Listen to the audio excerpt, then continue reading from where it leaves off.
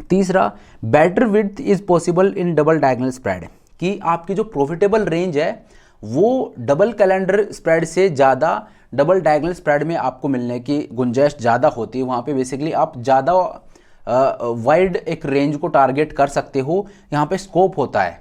हालांकि कर आप वो कैलेंडर स्प्रेड में भी कर सकते हो, लेकिन ज़्यादा स्कोप डबल डायगोनल स्प्रेड में होता है। लेकिन जैसे जैसे आप विड्थ बढ़ाओगे तो देखिए आपका रिस्क है वो भी थोड़ा सा बढ़ता जाता है, ठीक है, और आपका प्रॉफिट है वो कम होता जाता है।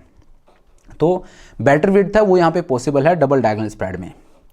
उससे अगला पॉइंट है, max loss in double calendar spread is the debit paid, कि आपने डबल कैलेंडर स्प्रेड जो है, डबल कैलेंडर स्प्रेड में आपका मैक्सिमम लॉस कितना होगा, जो आपने डेबिट पे किया है, जो आपने मार्केट को पे कर दिया, वही आपका मैक्सिमम लॉस हो सकता है एक डबल कैलेंडर स्प्रेड में। डायगोनल की बात नहीं कर रहा हूं मैं, डबल कैलेंडर स्प्रेड की बात कर रहा हूं।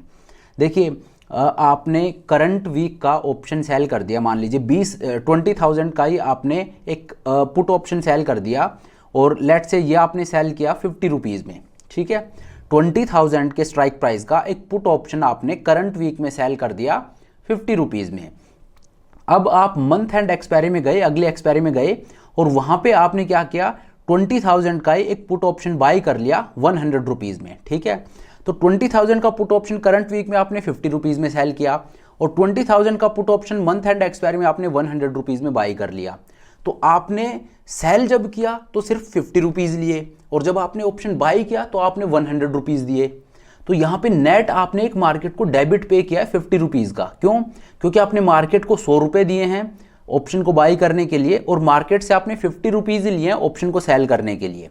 इस वजह से 50 रुपीज़ का आपने एक डेबिट पे किया है, और जो डेबिट आप पे करते हो यही आपका मैक्सिमम लॉस होता है एक डबल कैलेंडर स्प्रेड में या एक कैलेंडर स्प्रेड में, ठीक है। जो आपने डेबिट पे किया वही आपका मैक्सिमम लॉस है। लेकिन डबल डायगोनल स्प्रेड है, इसमें थोड़ा सा ट्रिकी होता है। वो क्या है वो मैं आपको बताता हूं। तो देखिए अगला पॉइंट यही है, max loss in double diagonal spread is debit, कि एक तो जो आपने डेबिट पे किया है वो, लेकिन सिर्फ उतना ही नहीं है, plus difference in buying and selling strikes, कि जो जितना आप विड्थ ले रहे हो, कि मान लीजिए आपने 20,000 का पुट ऑप्शन सेल किया, अब आप नीचे जाके 19,900 का पुट ऑप्शन बाई कर रहे हो या 19,800 का पुट ऑप्शन बाई कर रहे हो, ये जो डिफरेंस है ये और ऐड हो जाएगा। जैसे मैंने आपको यहाँ पे नहीं दिखाया, जैसे ये देखिए ये एक डायगोनल स्प्रेड है, तो मैंने क्या किया, 21,600 का एक पुट ऑप्शन यहाँ पे सेल किया, तो जो सेलिंग स्ट्राइक है ये कितनी है, 21,600 की, और जो मैंने बाई किया है ये कहाँ का बाई किया है, 21,400 का।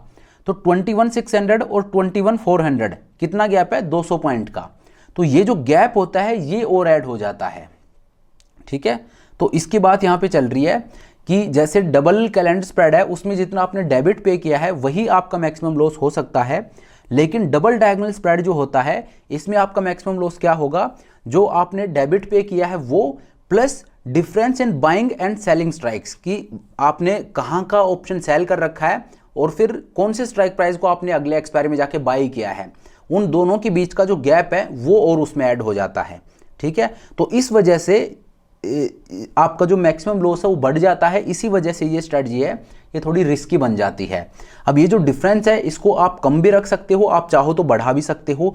जैसे जैसे आप डिफरेंस को बढ़ाओगे आपकी प्रॉफिटेबल रेंज है वो भी बढ़ती जाएगी, लेकिन आपका रिस्क है वो भी बढ़ता जाएगा, क्योंकि जितना आप इस डिफरेंस को बढ़ाओगे उतना ही आपका डेबिट में वो और जोड़ लीजिए, वो आपका लॉस है वो बढ़ता जाएगा, ठीक है।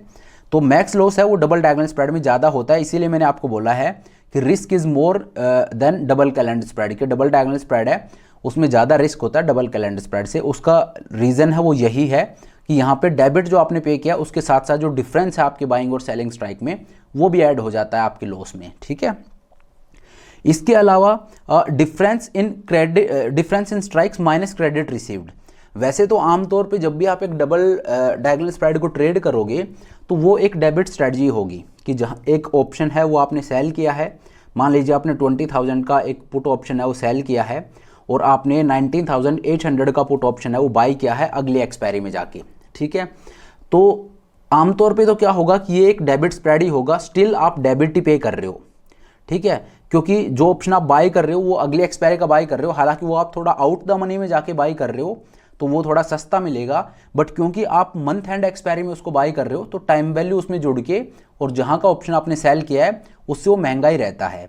तो इस वजह से आमतौर पे ये जो डायगोनल स्प्रेड होता है ये एक डेबिट स्ट्रेटजी होती है, जहाँ पे आप मार्केट को एक नेट डेबिट पे करते हो। बट कई बार क्या होता है कि वो क्रेडिट भी बन जाता है कि आपको छोटा सा एक क्रेडिट मिल गया, 10 रुपये 20 रुपये जो भी, कि आपने जहाँ का ऑप्शन सेल किया वहाँ पे आपने क्रेडिट अच्छा खासा ले लिया। लेट से आपने 100 रुपीज़ में सेल किया एक पुट ऑप्शन, और फिर जैसे आप 200 पॉइंट नीचे जाके और वहाँ का पुट ऑप्शन बाई करते हो अगले एक्सपायरी में, तो वो आपको लेट से 80 रुपीज़ ही लगे उसको बाई करने के लिए। तो 80 रुपीज़ आपने मार्केट को दिए और 100 आपने ले लिए थे, तो 20 रुपीज़ का आपको एक क्रेडिट मिल गया। हालांकि ऐसा बहुत कम होता है, आमतौर पे डेबिट स्प्रेड ही रहता है, लेकिन मान लीजिए किसी केस में आपको क्रेडिट मिलता है, तो वहाँ पे फिर आपका जो मैक्सिमम लॉस है वो किस तरह से कैलकुलेट होगा, difference in strike minus credit received. कि मान लीजिए 200 पॉइंट का गैप है कि 20,000 का पुट ऑप्शन सेल किया, 19,800 का पुट ऑप्शन है वो बाई किया, तो गैप कितना हो गया 200 पॉइंट का। और यहाँ पे मान लीजिए आपने 50 रुपये का एक क्रेडिट रिसीव कर लिया था, तो फिर आपका जो मैक्सिमम लॉस है वो कैसे कैलकुलेट करोगे कि डिफरेंस है वो 200 पॉइंट का है और 50 मैंने क्रेडिट ले लिया था, तो उसको मैं उसमें से सब्ट्रैक्ट कर दूंगा। जो विड्थ है आपकी उस विड्थ में से और जो क्रेडिट आपने लिया है वो सब्ट्रैक्ट कर दीजिए, वो आपका मैक्सिमम लॉस हो जाएगा। ठीक है, तो आपका जो मैक्सिमम लॉस होता है डबल डायगोनल स्प्रेड में वो सिर्फ डेबिट पेड नहीं होता है जैसा कि कैलेंडर स्प्रेड में होता है। यहाँ पे वो वाला हिसाब नहीं है, यहाँ पे जो आपने डेबिट पे किया वो प्लस जो आपके स्ट्राइक जो प्राइस हैं उनके बीच का जो डिफरेंस है वो ऐड कर दीजिए, वो फिर आपका मैक्सिमम लॉस होता है। ठीक है, तो ये कंपैरिजन मैंने आप लोगों के सामने रखा है कि डबल कैलेंडर स्प्रेड जो है उसकी जगह और उसके साथ अगर हम डबल डायगोनल स्प्रेड को कंपेयर करें तो क्या निकल के आता है, कहाँ पे हमें एज मिल रही है और कहाँ पे ये थोड़ा सा मतलब लैग बिहाइंड कर रहा है। ठीक है, तो थीटा डिके है वो यहाँ पे बेटर होता है, वो एक प्लस पॉइंट है, लेकिन रिस्क है वो भी यहाँ पे ज़्यादा होता है। ठीक है, उसके बाद जो विड्थ है, जो प्रॉफिटेबल रेंज है वो यहाँ पे डबल कैलेंडर स्प्रेड से बेटर मिल सकती है आपको, लेकिन जो लॉस है वो यहाँ पे ज़्यादा होगा, जो मैक्सिमम लॉस है। डबल कैलेंडर स्प्रेड में जो आपने डेबिट पे किया वही आपका मैक्सिमम लॉस हो सकता है, लेकिन यहाँ पे जो डिफरेंस है वो भी उसमें ऐड हो जाता है, जो स्ट्राइक प्राइस के बीच का डिफरेंस है वो भी उसमें और ऐड हो जाता है। तो इस तरह से कुछ कुछ मामलों में डबल कैलेंडर स्प्रेड है उसमें आपको एक एज मिल रही है, कुछ कुछ मामलों में जो आपका डबल डायगोनल स्प्रेड है उसमें आपको एक एज मिल रही है। बाकी जो पूरा कंपैरिजन है वो मैंने आप लोगों के सामने रख दिया है। ठीक है, चलिए अब आगे बढ़ते हैं।